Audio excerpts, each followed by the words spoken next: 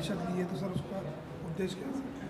पत्रकार परिषद का उद्देश्य यही है, हम जो है महाराष्ट्र राज्य विद्युत मंडल के समय में जो 2005 में मंडल का विभाजन हो गया, विभाजन होने के बाद 4 कंपनियां तैयार हो गई, तो उसमें से महावितरण बोल के जो कंपनी है उसमें हम सब कार्यरत है ऑपरेटर ये पोस्ट के ऊपर में।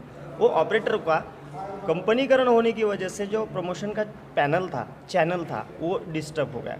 मतलब कि जो प्रमोशन होने के बाद में बड़े बड़े 132 या 220 केवी सब स्टेशन को जाने का जो रास्ता था वही बंद हो गया, जिसके कारण कंपनीकरण हो गई करके अभी ये लोगों को जो कि वितरण में रह गए 33 केवी सब स्टेशन को जो ऑपरेटर बोल के काम कर रहे हैं, तो उनको प्रमोशन नहीं है।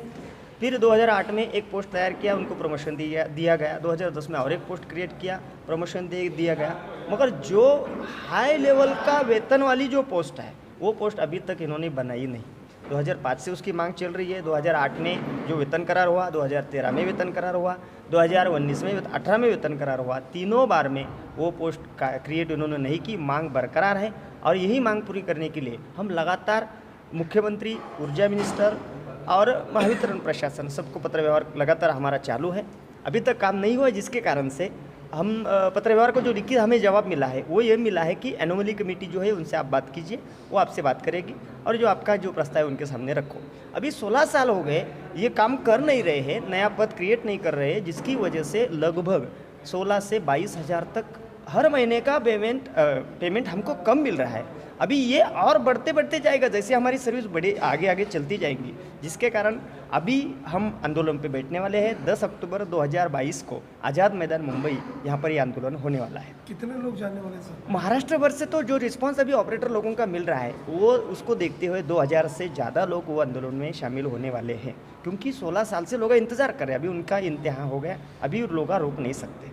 लगभग फिर भी कितने लोग होंगे? मिनिमम 2000 लोग आएंगे, 2000 लोग आएंगे। मुख्य मांगनी आपकी? सर आपकी मांगनी क्या है सर? हमारी 5 मांगनी है। तो पहली मांगनी ये है कि वेतन हमारा जो तफावत हो गई है, जो इसका कारण है कंपनीकरण होना। हमने तो कभी बोला नहीं कि कंपनीकरण करो, हम तो बोल रहे थे मंडल जो था वही अच्छा रखो।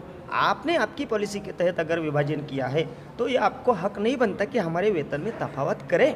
और राजपत्र जो वो टाइम में प्रकाशित किया गया था, वो राजपत्र में ऐसा लिखा गया है कि किसी भी पोस्ट का वेतन भत्ता या कुछ भी जो लाभ उसको होने वाला है उसको डिस्टर्ब नहीं किया जाएगा। मगर आपका राजपत्र का आप मान कर रहे हैं ना, हमारी पोस्ट क्रिएट कर रहे हैं ना, उच्च वेतन हमारे को यहाँ पे दे रहे हैं, तो वो करो। ये हमारी पहली मांग है कि ये जो तफावत है वो बंद करो। दूसरी हमारी मांग है 2019 से जो नए सब स्टेशन पावर चालू करे तो वो 100% वहाँ पे आउटसोर्सिंग ऑपरेटर इन्होंने भर दिए। अभी 5 करोड़ रुपए एक सब स्टेशन को तैयार करने में लगते। इतना पैसा खर्चा करने के बाद तैयार किए वाला सब स्टेशन अगर आप प्राइवेट के हाथ में दे रहे हैं तो उसकी सिक्योरिटी क्या है करके वहाँ पे परमानेंट ऑपरेटर वहाँ पे बिठाओ। ये हमारी दूसरी मांग है। तीसरी हमारी ये मांग है कि जो सहायक कर्मचारी अपनी कंपनी में लिए हैं तो उसमें विद्युत सहायक है, उपकेंद्र सहायक है, लेखा सहायक है, इन सभी कर्मचारियों का पहले 3 साल का जो कॉन्ट्रैक्ट पीरियड है जिसको सेवा काल बोल के ग्रहित धरो और उनको एज अ सर्विस उसको काउंट करो। हमारी ये मांग है, जिसके तहत महाराष्ट्र शासन के एक सर्कुलर है, वो है ग्राम विकास विभाग का। उन्होंने उनके यहाँ पे जो सहायक कर्मचारी लिए 3 साल का उनका सर्विस जो है वो एज अ सर्विस काउंट किया। शालेय शिक्षण विभाग ने भी 3 साल सर्विस काउंट किया, मगर महावितरण इलेक्ट्रिसिटी में ऐसा कोई काम नहीं कर रहे हैं। और जब हम ये सर्कुलर बताते हैं कि उन्होंने किया, इन्होंने किया, फिर आप भी करो।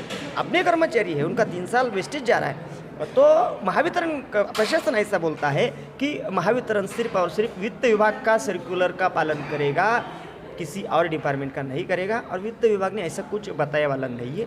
आपकी बातचीत के बाद मैनेजमेंट वालों किसी से इस बारे में ये जो मुख्य मांग है, लगभग यही सवाल लेकर हम इससे पहले 2 बार हमने आंदोलन की नोटिस दी थी।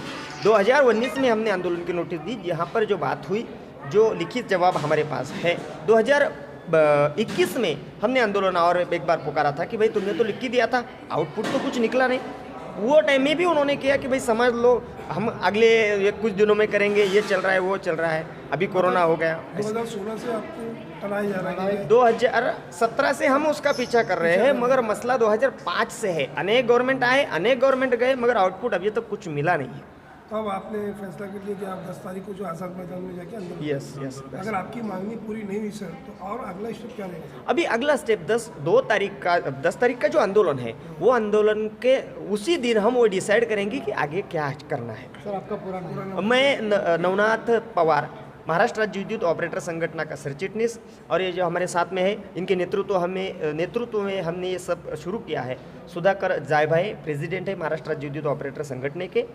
ये जो है हमारे ज्ञानेश्वर बन सर है, ये प्रादेशिक विभाग के पदाधिकारी है। ये हमारे लक्ष्मण वाघ है जो केंद्रीय सह कोषाध्यक्ष है, और राजेश्वर क्षीरसागर है जो हमारे केंद्रीय कोषाध्यक्ष है।